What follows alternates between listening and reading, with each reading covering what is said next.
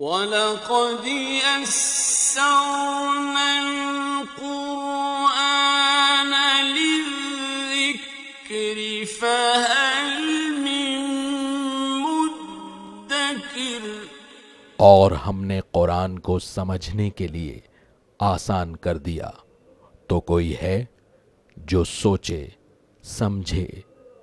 صوت القرآن، قرآن کی آواز۔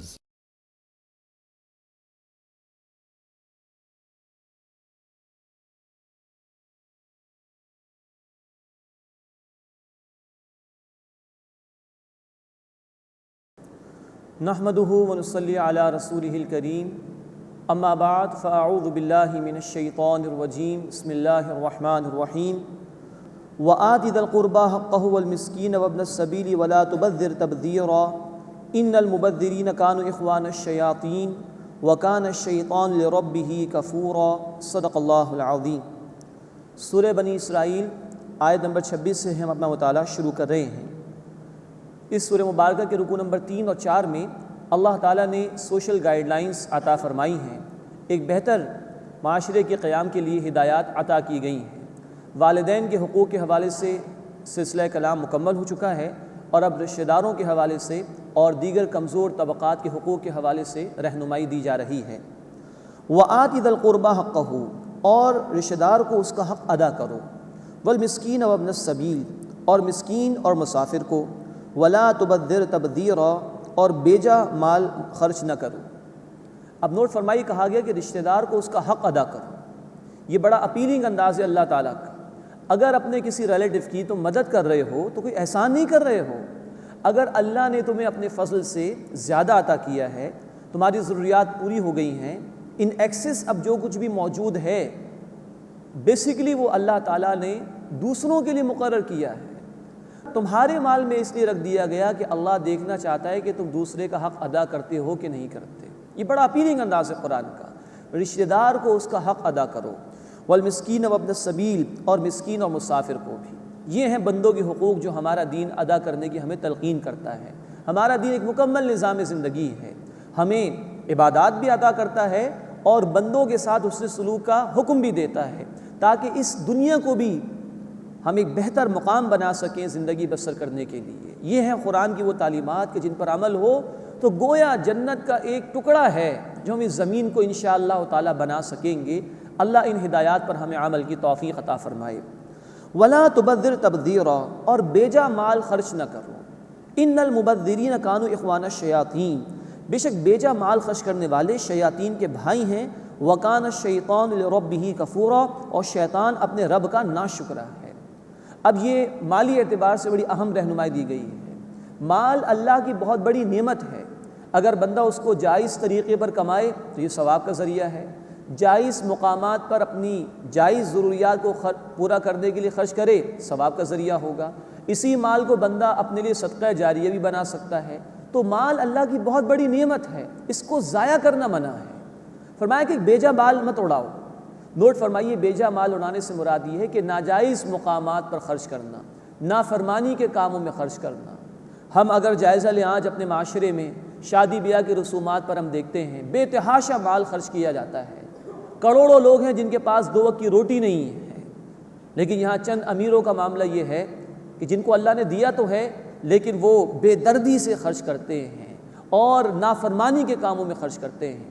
کہیں میت کے حوالے سے کچھ رسومات اختیار کر لی گئیں، فضول رسومات ہیں جس کا دین میں ثبوت نہیں ہے، اس پہ پیسہ خرچ ہو رہا ہے۔ کہیں حج کی ادائیگی کا فریضہ ادا تو کر رہے ہیں لیکن اس پر اتنا پیسہ خرچ کر دیا مختلف اعتبارات سے، دعوتوں میں اور کھانے پینے کی چیزوں میں، یہ بھی مناسب نہیں ہے۔ تو انسان کو غور کرنا چاہیے کہ یہ مال اللہ کی بہت بڑی نعمت ہے، لیکن اس کو جب بے تحاشا خرچ کیا جائے، ناجائز طریقے پر خرچ کیا جائے تو یہ انتہائی بڑا جرم ہے۔ اور کہا کہ ان المبذرین کانوا اخوان الشیاطین، بے شک یہ بیجا مال خرچ کرنے والے شیاطین کے بھائی ہیں۔ نوٹ فرمائیے، سورۃ المائدہ آیت نمبر 91 میں ہم پڑھ چکے ہیں، شیطان تو یہ چاہتا ہے کہ تمہارے درمیان عداوت و دشمنی پیدا ہو جائے شراب اور جوئے کے ذریعے سے، لیکن یہ شیطان کا منصوبہ ہے کہ لوگوں کے درمیان فساد پیدا ہو۔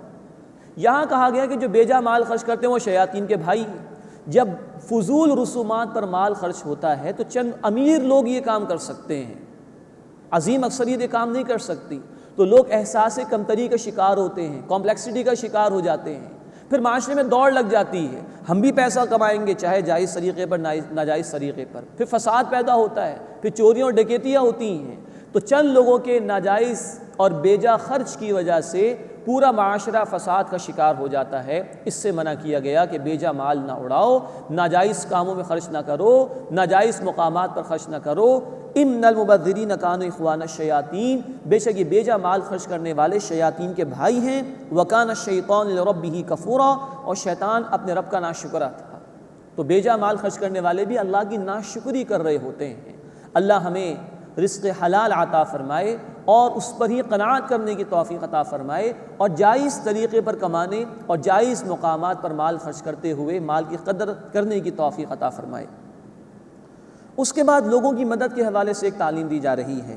وَإِمَّا تُعْرِضَنَّ عَنْهُمُ ابْتِغَاءَ رَحْمَةٍ مِّن رَّبِّكَ تَرْجُوهَا، اور اگر تمہیں ان لوگوں سے اعراض ہی کرنا ہو اپنے رب کی رحمت کے انتظار میں جس کی تم امید رکھتے ہو، فَقُلْ لَهُمْ قَوْلًا مَيْسُورًا، تو ان سے نرمی کی بات کہا کرو۔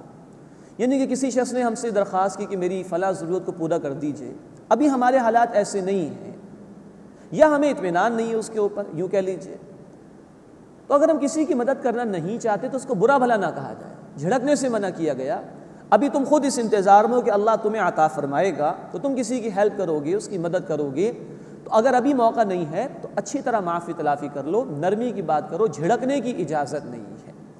وَلَا تَجْعَلْ يَدَكَ مَغْلُولَةً إِلَىٰ عُنُقِكَ وَلَا تَبْسُطْهَا كُلَّ الْبَسْطِ، اور اپنا ہاتھ اپنی گردن تک باندھ کر نہ رکھو، مراد کنجوسی نہ کرو، اور نہ اسے بالکل ہی کھول دو، فَتَقْعُدَ مَلُومًا مَحْسُورًا، تو پھر ملامت زدہ ہو کر اور حسرت زدہ ہو کر رہ جاؤ۔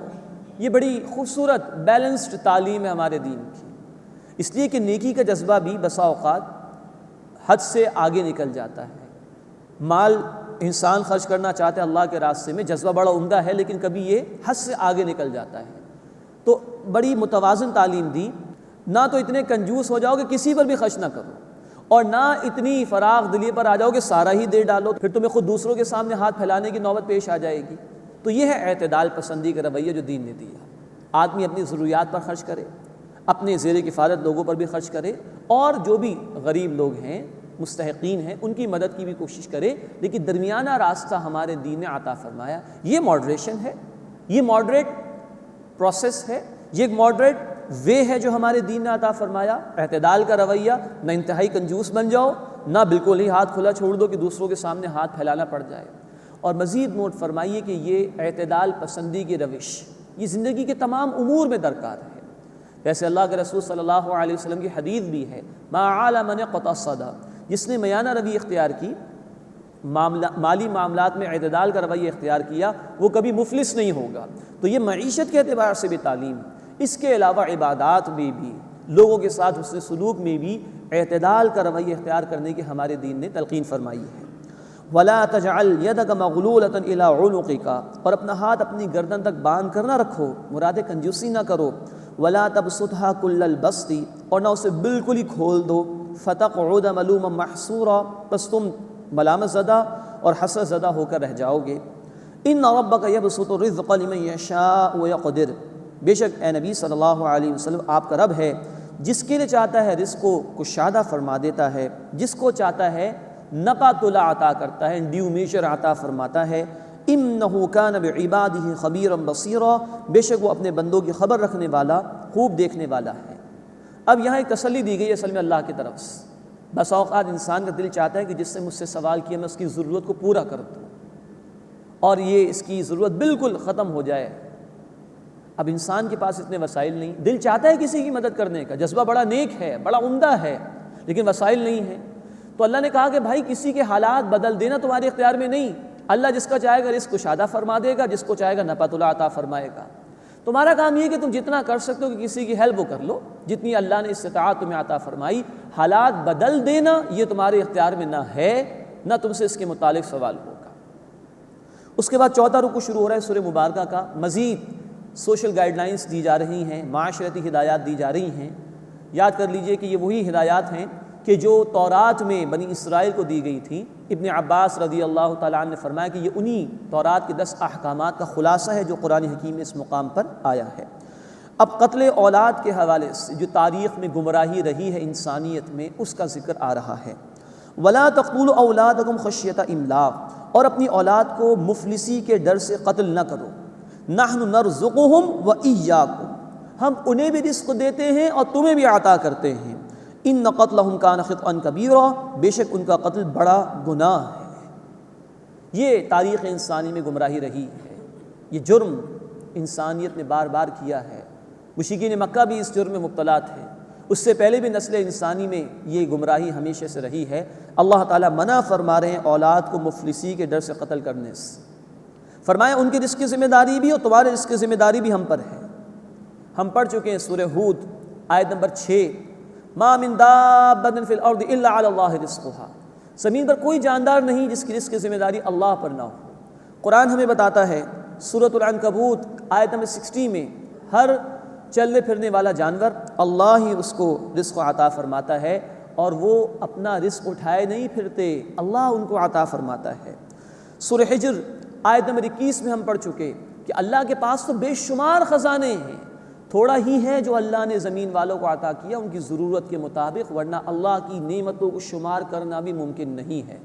سورہ نحل آیت نمبر 18 اور سورہ ابراہیم آیت نمبر 34، وَإِن تَعُدُّوا نِعْمَتَ اللَّهِ لَا تُحْصُوهَا، اگر تم اللہ کی نعمتوں کو شمار کرنا چاہو بھی تو شمار نہیں کر سکتے۔ تو قتل اولاد مفلسی کے ڈر کی وجہ سے یہ اللہ کی رزاقیت کے خلاف عدم اعتماد کا نعرہ ہے اور بغاوت اللہ کے خلاف، اس ڈر سے قتل کرنے کی اجازت نہیں ہے۔ نوٹ کیجئے، امریکہ میں صرف 31 سال میں 1973 سے لے کے 2004 تک 46 ملین کیسز ابارشنز کے ریکارڈ کیے گئے، 4 کروڑ 60 لاکھ اسقاط حمل کے کیسز وہاں ریکارڈ ہوئے۔ اور ہمارے فقہاء نے بات بیان کی ہے کہ جب بچے کی تخلیق مکمل ہو جاتی ہے، اور بخاری و مسلم کی حدیث ہے 4 مہینے کا پروسیس ہے، ماں کے بطن میں اب روح بھی پھونک دی جاتی ہے بچے کے اندر جب وہ 4 مہینے کا ہو جاتا ہے۔ اس کے بعد اگر کوئی اسقاط حمل کرائے تو یہ قتل کے مترادف ہے، اور اس پر سزا کا نفاذ ہونا چاہیے۔ یہ ہے اللہ کے خلاف بغاوت انسانیت کی۔ فرمایا نحن نرزقہم وإیاکم، انہیں بھی ہم رزق دے دیں، تمہیں بھی ہم رزق عطا کرتے ہیں۔ جب تم اپنی ماں کے بطن میں تھے تمہیں کس نے رزق عطا کیا؟ ایک ایک بچہ جب اپنی ماں کے بطن میں ہوتا ہے اس کو رزق کون عطا کرتا ہے؟ اللہ ہی دیتا ہے نا۔ تو جب وہ بچہ اپنی ماں کے بطن سے باہر آ جائے گا جہاں زمین پہ بے شمار نعمتیں اللہ نے دی ہیں، تو کیا اللہ اس کی رزق کی ذمہ داری نہیں لے سکتے؟ اصل توجہ ہونی چاہیے باطل نظام کی طرف، جس کی وجہ سے ظلم ہوتا ہے اور لوگوں کو اللہ کی نعمتوں سے فائدہ اٹھانے کا موقع نہیں ملتا، نہ کہ یہ کہ نسل انسانی کو قتل کرنے کی کوشش کی جائے، پیدا ہونے والے بچوں کو مارنے کی کوشش کی جائے۔ ان قتلہم کان خطئا کبیرا، بے شک ان کا قتل بڑا گناہ ہے۔ اس کے بعد اب حرمت آبرو کا ذکر آ رہا ہے، زنا کی روک تھام کے لیے حکم دیا جا رہا ہے۔ ولا تقربوا الزنا، اور زنا کے قریب بھی نہ جاؤ، انہ کان فاحشہ، بے شک یہ کھلی بے حیائی ہے، وساء سبیلا، اور برا راستہ ہے۔ دیکھیے قتل اولاد کے بعد زنا کا ذکر آیا۔ اللہ بھی اللہ ہے، اس کی کتاب ابد الآباد کے لیے کلام ہے۔ آج جس دور میں ہم رہ رہے ہیں، فیملی پلاننگ کے نت نئے طریقے ایجاد ہو چکے ہیں، جس کا نتیجہ یہ نکلا کہ اب کسی عورت کو کسی مرد کو خوف ہی نہیں ہے زنا کرنے کے حوالے سے۔ پہلے لوگ ڈرتے تھے بچہ پیدا ہو جائے گا تو الزام لگے گا، سزا ملے گی، بدنامی ہوگی۔ اب یہ فیملی پلاننگ کے نام پر نئے نئے طریقے ایجاد ہوئے، اور اسقاط حمل کے لیے نہ جانے کیا کیا طریقے ایجاد ہوئے، تو زنا بھی عام ہو گیا اس سے زیادہ، معاذ اللہ۔ اللہ نے زنا کو اس کے بعد نقل کیا ہے قتل اولاد کی۔ ولا تقربوا الزنا، اور زنا کے قریب بھی نہ جاؤ، انہ کان فاحشہ، بے شک یہ کھلی بے حیائی ہے، وساء سبیلا، اور برا راستہ ہے۔ کہا گیا کہ زنا کے قریب بھی نہ جاؤ۔ ایک ہے زنا جس کو لوگ زنا سمجھتے ہیں، ایک زنا کے کچھ اور پہلو ہیں جو اللہ کے رسول صلی اللہ علیہ وسلم نے بیان فرمائے مسلم شریف کی روایت میں۔ آپ نے فرمایا آنکھ بھی زنا کرتی ہے، کان بھی زنا کرتا ہے، دل بھی زنا کرتا ہے، زبان بھی زنا کرتی ہے، ہاتھ بھی زنا کرتا ہے، پیر بھی زنا کرتا ہے۔ وہ جو عمل ہے فائنلی زنا کا، اس طرف لے جانے والے تمام ذرائع اگر انسان اس میں ملوث ہو گیا تو گویا یہ زنا کر رہا ہے۔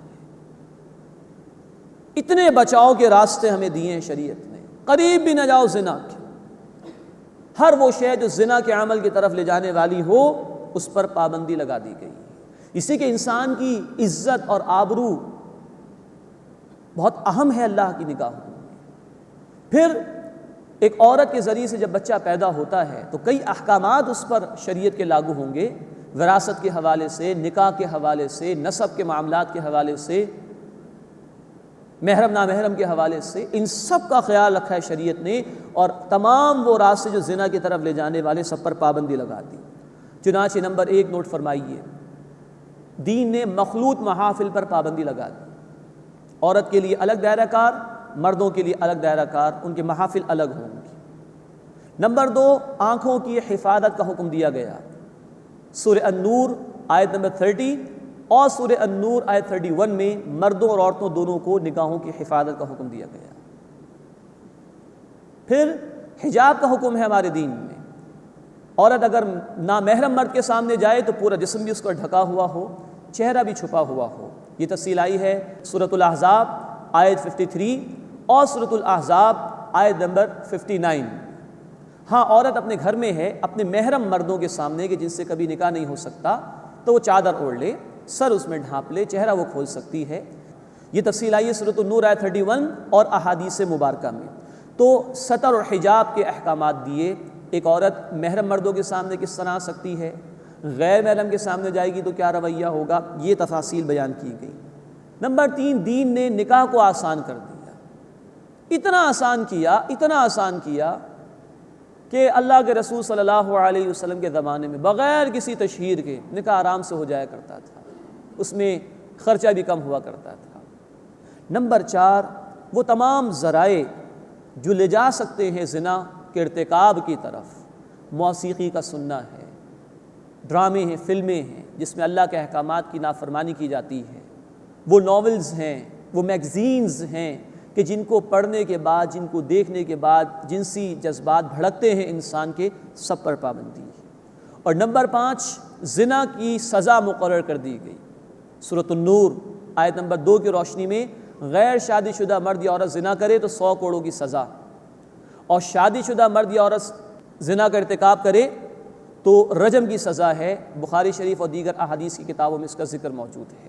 یہ سب کچھ نوٹ فرمائیے اس لیے کہ ایک عورت کی عصمت، اس کی شرم و حیا بھی محفوظ رہے، اور مردوں کی شرم و حیا کی بھی حفاظت کا سامان ہو سکے، معاشرے میں اچھے جذبات پروان چڑھ سکیں، ایک پاکیزہ سوسائٹی قائم ہو سکے۔ ان کے لیے یہ احکامات دیے گئے، وَلَا تَقْرَبُوا الزِّنَا، اور زنا کے قریب بھی نہ جاؤ، إِنَّهُ كَانَ فَاحِشًا، بے شک یہ کھلی بے حیائی ہے، وَسَاءَ سَبِيلًا، اور برا راستہ ہے۔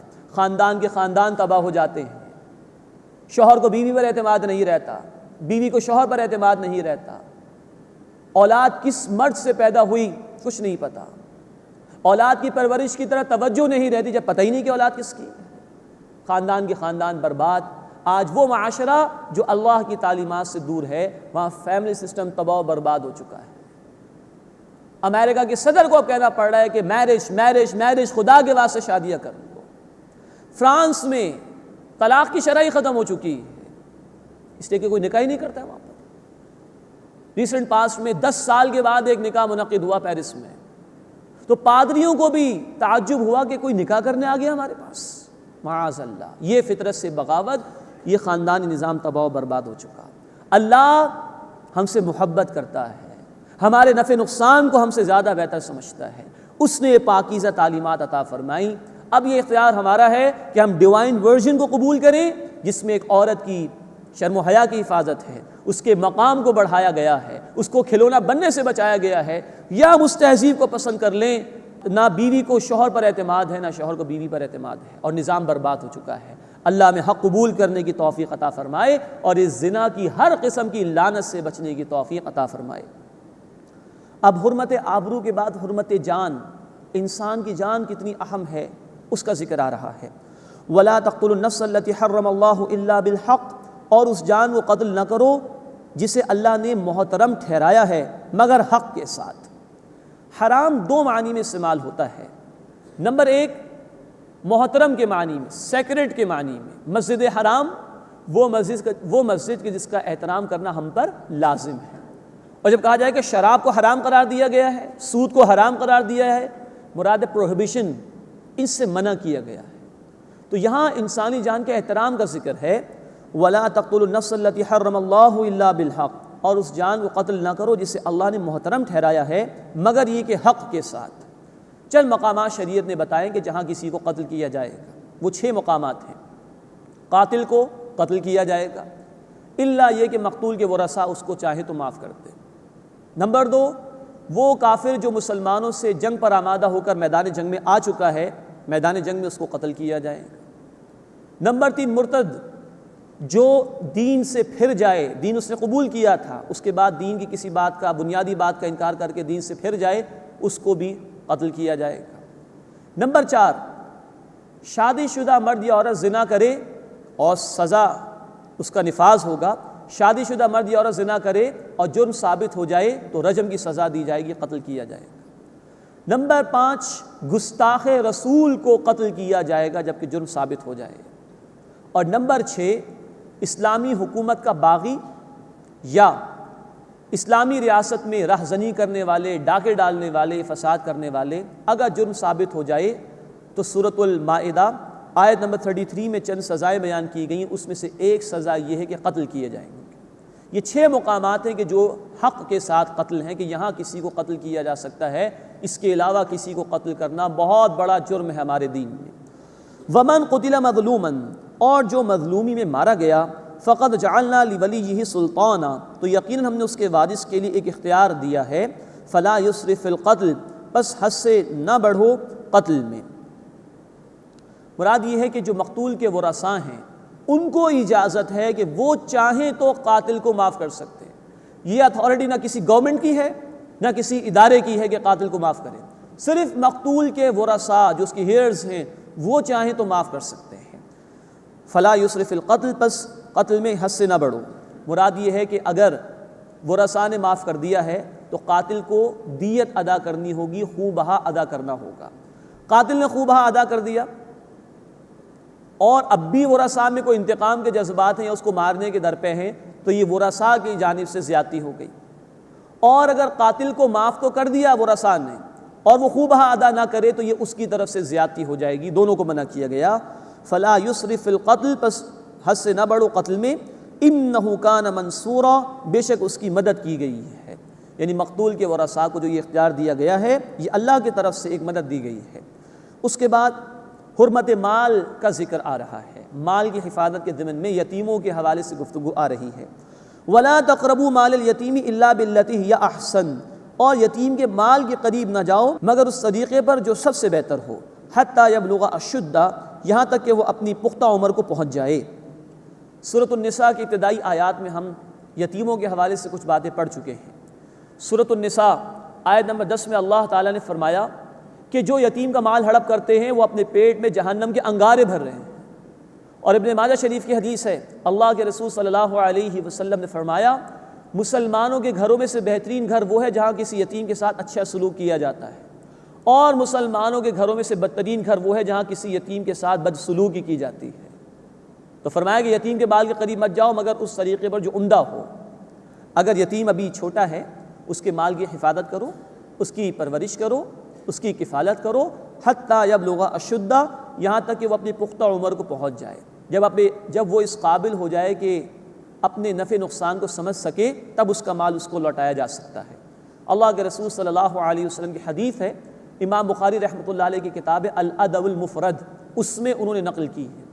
اللہ کے رسول صلی اللہ علیہ وسلم نے فرمایا کہ میں اور یتیم کی کفالت کرنے والا قیامت میں جنت میں اس طرح ہوں گے ایک ساتھ۔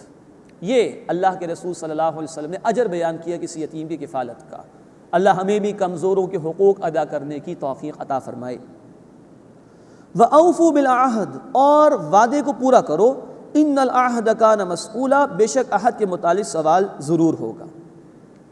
اب یہ بڑی اہم تعلیم ہے ہمارے دین کی معاہدات اور وعدوں کے حوالے سے۔ نوٹ فرمائیے، سورۃ الانعام آیت نمبر 1 میں بھی ذکر آ چکا ہے، اوفوا بالعقود، اپنے وعدوں کو پورا کرو۔ نبی صلی اللہ علیہ وسلم کی احادیث ہیں بخاری اور مسلم شریف میں، آپ نے منافق کی 3 نشانیاں بیان کی، جس میں سے ایک یہ ہے کہ وہ وعدہ جب بھی کرتا ہے اس کی خلاف ورزی کرتا ہے۔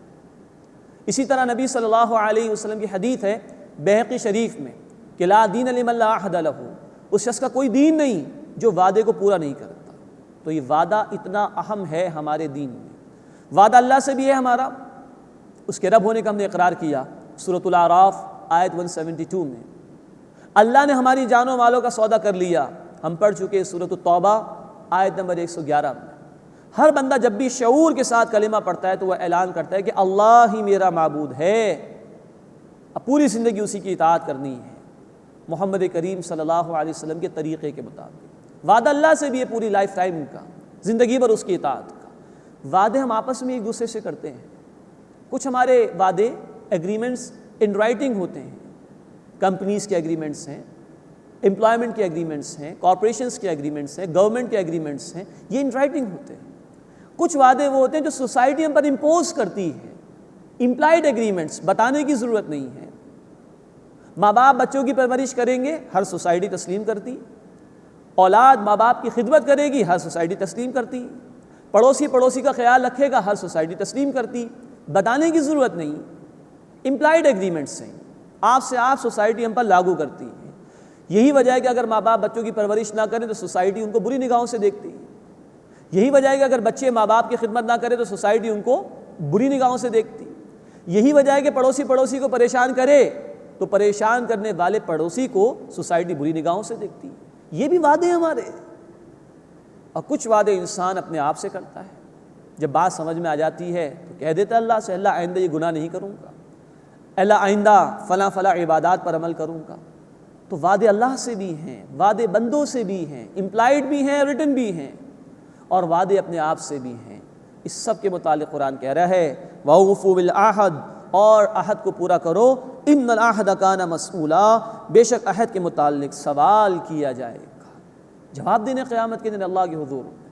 سوچئے کتنی خوبصورت تعلیمات اللہ دے رہا ہے ہمیں۔ پوری سوسائٹی کے معاملات کسی نہ کسی عہد پر ہی، کسی نہ کسی ایگریمنٹ پر بیس کرتے ہیں۔ ان معاملات میں درستگی پیدا ہو جائے گی اگر ان تعلیمات پر ہم عمل کرنے والے ہوں۔ اللہ ہمیں اس کی توفیق عطا فرمائے۔ اس کے بعد معاشی معاملات کے حوالے سے اکنامک گائیڈ لائنز دی جا رہی ہیں۔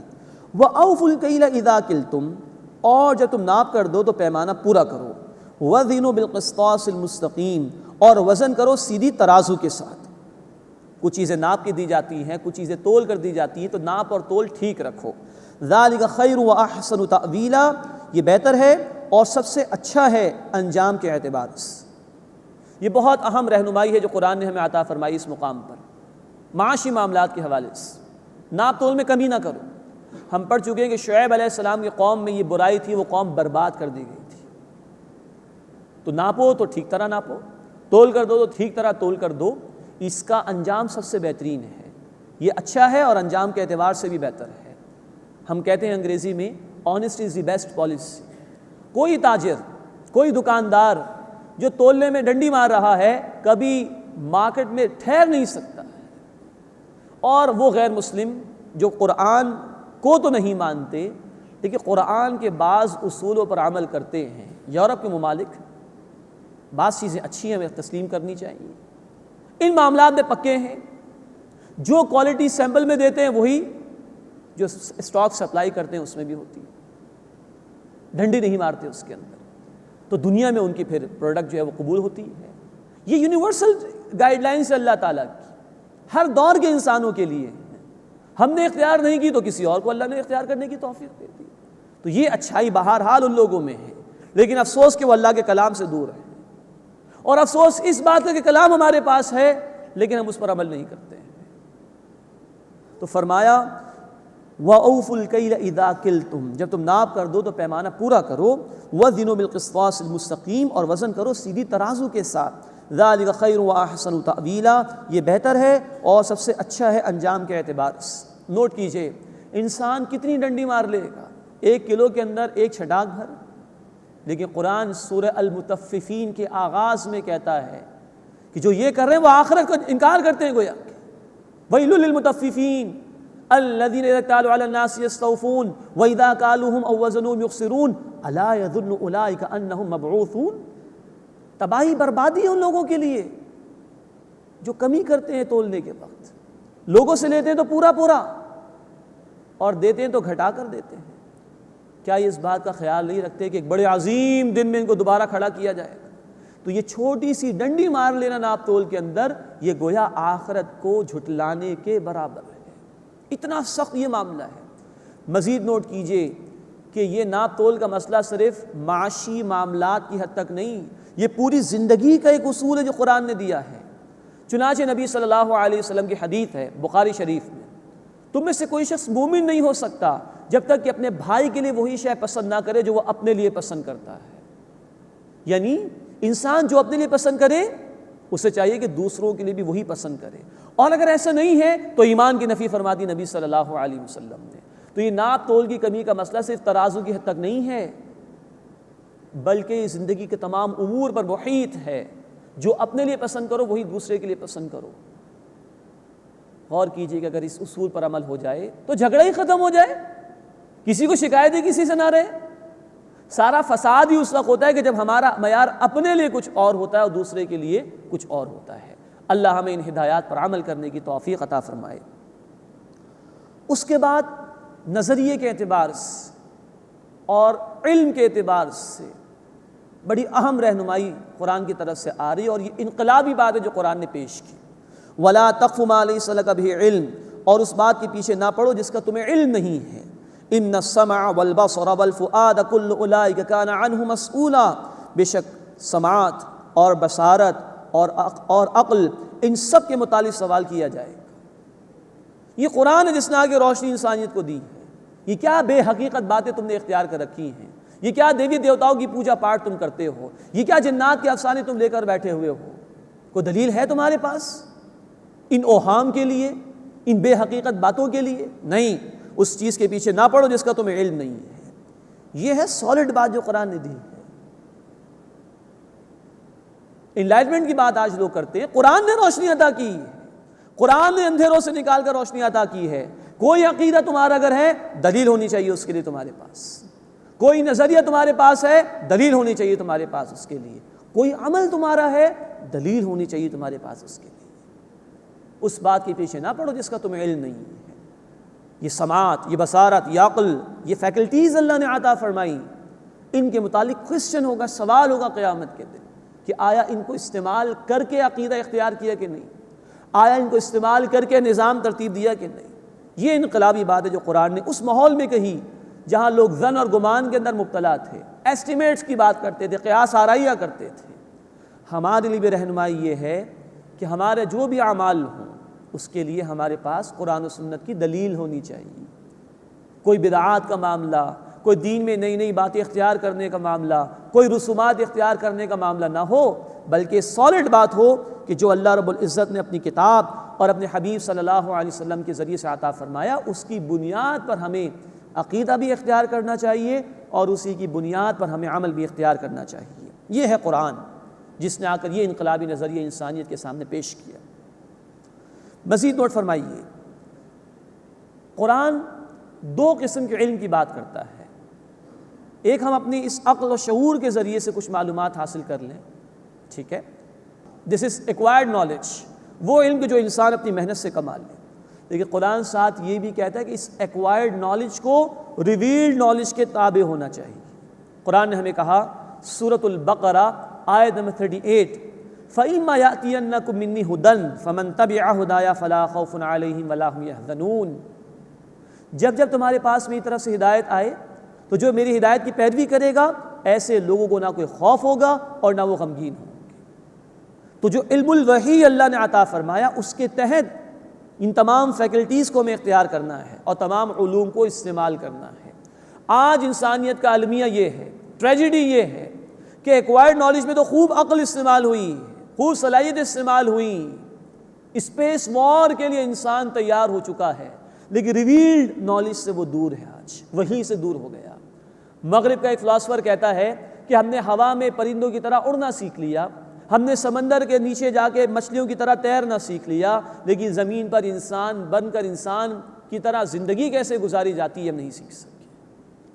المیہ یہ ہے، عقل استعمال کی ہے، خوب استعمال کی ہے، لیکن وحی الہی سے ہٹ کر، تبھی تباہی اور بربادی ہے۔ یہ کیا ٹیکنالوجی ہے، یہ کیا ترقی ہے کہ جتنی یہ بڑھ رہی ہے اتنا ظلم بڑھ رہا ہے، اتنی خودکشیاں بڑھ رہی ہیں، اتنی بیماریاں بڑھ رہی ہیں، اتنی غربت میں اضافہ ہو رہا ہے۔ اس لیے اضافہ ہو رہا ہے، اس لیے یہ تباہی ہے کہ آج سارا عقل و شعور جو انسان نے استعمال کیا وہ وحی کے بغیر استعمال کیا۔ جس دن وہ وحی کے تابع ہو جائے گا یہ دنیا ہمارے لیے گویا جنت کا ٹکڑا بن جائے گا۔ کل اولئک کان عنہ مسئولا، ان سب کے متعلق سوال کیا جائے گا۔ ولا تمشی فی الارض مرحا، اور زمین میں اتراتے ہوئے مت چلو۔ انک لن تخرق الارض، بے شک تم زمین کو ہرگز پھاڑ نہیں سکو گے۔ ولن تبلغ الجبال طولا، اور نہ پہاڑ کی بلندی کو پہنچ سکو گے۔ تکبر سے منع کیا گیا۔ اللہ کے رسول صلی اللہ علیہ وسلم کی حدیث ہے مسلم شریف میں، جس کے دل میں رائی کے دانے کے برابر بھی تکبر ہوگا اس پر جنت حرام ہے۔ یہ تکبر صرف اللہ کے لیے روا ہے، المتکبر، یہ اللہ کی شان ہے۔ اور یہاں بڑے لطیف انداز میں قرآن نے کہا، انسان کتنے ہی اکڑ کے پیر مار کر چل رہے، کیا وہ زمین کو پھاڑ سکتا ہے؟ اس کی حیثیت کیا ہے؟ کتنا ہی اونچا ہو کر اکڑنے کی کوشش کرے، کیا وہ پہاڑ سے اوپر جا سکتا ہے؟ کیا حیثیت ہے انسان کی؟ فرمایا وَلَا تَمْشِ فِي الْأَرْضِ مَرَحًا، اور زمین میں اتراتے ہوئے مت چلو۔ إِنَّكَ لَن تَخْرِقَ الْأَرْضَ، بے شک تم زمین کو پھاڑ نہیں سکتے۔ وَلَن تَبْلُغَ الْجِبَالَ طُولًا، اور نہ پہاڑ کی بلندی کو پہنچ سکتے ہو۔ كُلُّ ذَلِكَ كَانَ سَيِّئُهُ عِندَ رَبِّكَ مَكْرُوهًا، ان تمام باتوں کی برائی کا پہلو اے نبی صلی اللہ علیہ وسلم آپ کے رب کے نزدیک ناپسندیدہ ہے۔ یہ تمام سوشل گائیڈ لائنز عطا کر دی گئیں، کچھ باتوں کے کرنے کا حکم دیا گیا، اللہ کی عبادت کرو، ماں باپ کے ساتھ اس سے سلوک کرو، رشتہ دار کو اس کا حق ادا کرو، وغیرہ وغیرہ۔ کچھ باتوں سے منع کیا گیا، تکبر نہ کرو، کسی کو قتل نہ کرو۔ تو جو کرنے کے احکامات ہیں ان پر عمل نہ کرنا یہ برا ہے، جن باتوں سے منع کیا گیا ان کو کرنا یہ برا ہے۔ اس کو مجموعی اعتبار سے کہا گیا کل ذالک کان سیئہ عند ربک مکروہا، ان تمام باتوں کی برائی اے نبی صلی اللہ علیہ وسلم آپ کے رب کے نزدیک ناپسندیدہ ہے۔ ذالک مما اوحی الیک ربک من الحکمہ، یہ حکمت کی ان باتوں میں سے ہے جو اے نبی صلی اللہ علیہ وسلم آپ کے رب نے آپ پر وحی فرمائی۔ معلوم ہوا کہ قرآن حکیم بھی ہمیں حکمت سکھاتا ہے، دانش مندی کی باتیں بتاتا ہے۔ جو اللہ نے احکامات دیے اس کے پیچھے وزڈم کیا ہے قرآن بیان کرتا ہے، خود قرآن نے اس مقام پر کہا۔ چنانچہ قرآن ہمیں بتاتا ہے سورہ طٰہٰ آیت نمبر 14 میں اقم الصلاۃ لذکری، نماز قائم کرو میری یاد کے لیے۔ تو نماز کے حکم کی ایک حکمت قرآن نے خود بیان کی تاکہ میری یاد قائم ہو جائے۔ قرآن ہمیں بتاتا ہے سورۃ البقرہ آیت نمبر 183 روزے کے حوالے سے لعلکم تتقون، تاکہ تم میں تقوی پیدا ہو جائے، یہ روزے کی حکمت ہے، وزڈم اس کے پیچھے جو ہے وہ یہ ہے۔ اسی طرح قرآن ہمیں بتاتا ہے سورہ التوبہ آیت نمبر 103 اے نبی ان کے اموال میں سے صدقہ لیجئے تاکہ ان کے دلوں کو بھی پاک فرما دے۔ مال کی محبت نکلے گی جب اللہ کے راستے میں مال خرچ ہوگا تو اللہ کی اطاعت کرنا آسان ہو جائے گا۔ تو حکمت اور وزڈم جو احکامات کی ہے خود قرآن نے بھی بیان فرمائی ہے۔ وَلَا تَجْعَلْ مَعَ اللَّهِ إِلَٰهًا آخر، اور اللہ کے ساتھ کوئی اور معبود نہ بناؤ۔ فَتُلْقَىٰ فِي جَهَنَّمَ مَلُومًا مَدْحُورًا، تو تم جہنم میں ڈال دیے جاؤ گے ملامت زدہ اور دھکیلے ہوئے بنا کر۔ أَفَأَصْفَاكُمْ رَبُّكُمْ بِالْبَنِينَ، کیا تمہیں چن لیا تمہارے اپنے بیٹوں کے لیے؟ وَاتَّخَذَ مِنَ الْمَلَائِكَةِ إِنَاثًا، اور اپنے لیے فرشتوں کو بیٹیاں بنا لیا۔ إِنَّكُمْ لَتَقُولُونَ قَوْلًا عَظِيمًا، بے شک تم بہت بڑا بول بولتے ہو۔ یہ شرک کی نفی کر دی گئی۔ مشرکین مکہ نے فرشتوں کو اللہ کی بیٹیاں قرار دیا تھا، اس کی نفی کی گئی۔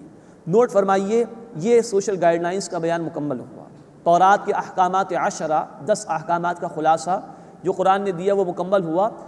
رکوع نمبر 3 کے آغاز میں اور رکوع نمبر 2 کے اختتام پر بھی توحید کا بیان، اور رکوع نمبر 4 کے اختتام پر بھی توحید کا بیان۔ گویا توحید ایک زندہ عقیدہ ہے کہ اہل ایمان صرف اس کو مانے نہ بلکہ اس کی بنیاد پر ایک سوسائٹی اسٹیبلش کرنے کی کوشش کریں۔ یہ ایک زندہ قوت ہے توحید۔ اللہ ہمیں اپنے ان احکامات پر عمل کی توفیق عطا فرمائے اور توحید کے تقاضوں کے مطابق ایک معاشرہ قائم کرنے کی توفیق عطا فرمائے۔ اس کے بعد 5واں رکوع شروع ہو رہا ہے، اس میں شرک کی نفی کی گئی ہے۔ اللہ کی تسبیح ہر شے بیان کر رہی ہے، اس کا ذکر ہے۔ منکرین کے متعلق ذکر ہے کہ ان کو ہدایت نہیں دی جائے گی اور ان کا انجام بیان کیا گیا ہے۔ وَلَقَدْ صَرَّفْنَا فِي هَذَا الْقُرْآنِ لِيَذَّكَّرُوا، اور ہم نے اس قرآن میں طرح طرح سے وضاحت کی ہے تاکہ وہ نصیحت حاصل کریں۔ وَمَا يَزِيدُهُمْ إِلَّا نُفُورًا، اور اس نے ان میں اضافہ نہیں کیا مگر نفرت کا۔ مراد ہے کہ جتنا قرآن نازل ہو رہا ہے، جو مخالفین جان بوجھ کے انکار کر رہے ہیں ان کی نفرت میں اور اضافہ ہو رہا ہے۔ قُلْ لَوْ كَانَ مَعَهُ آلِهَةٌ كَمَا يَقُولُونَ، اے نبی صلی اللہ علیہ وسلم فرما دیجئے اگر جیسے وہ کہتے ہیں اس اللہ کے ساتھ اور معبود ہوتے، اِذًا لَابْتَغَوْا إِلَىٰ ذِي الْعَرْشِ سَبِيلًا، تو وہ عرش کے مالک کی طرف ضرور کوئی راستہ تلاش کرتے۔ سبحانہ وتعالی عما یقولون علوا کبیرا، وہ اس سے پاک ہے اور بہت بلند ہے جو وہ کہتے ہیں۔ مراد یہ کہ یہ کہہ رہے ہیں کہ اللہ کے ساتھ اور بھی معبود ہیں، تو اس کے متعلق یہاں کہا جا رہا ہے کہ اگر ایسا ہوتا تو باقی جھوٹے معبود بھی کوشش کرتے کہ ان کو پوری کائنات کا اختیار مل جاتا، تو یہ نظام برباد ہو جاتا۔ لیکن اس نظام میں جو آرگنائزیشن ہے، جو نظم ہے، وہ بتا رہا ہے کہ ایک اللہ کے سوا کوئی معبود نہیں۔ سبحانہ، واللہ اس سے پاک ہے، وتعالی عما یقولون علوا کبیرا، اور بہت برتر ہے اس سے جو وہ کہتے ہیں۔ تسبح له السماوات السبع والارض ومن فیہن، اس کی تسبیح بیان کرتے ہیں ساتوں آسمان اور زمین اور جو ان میں ہے۔